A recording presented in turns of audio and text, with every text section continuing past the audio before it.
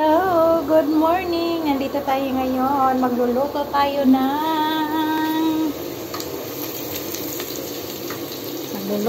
ng pusit. Adobo.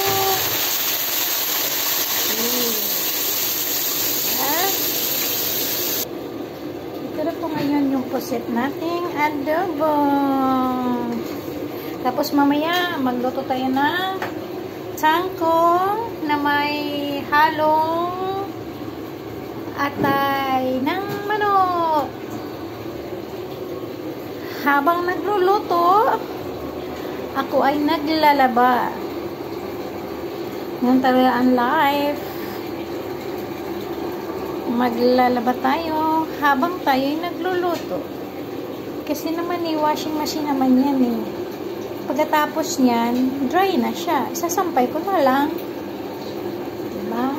So now, for now, dito muna tayo sa luto habang tayo'y naghihintay sa labahin natin na matatapos. Tapos nitong adobong pusit, adobong kangkong na naman na may halong atay ng manok. Okay.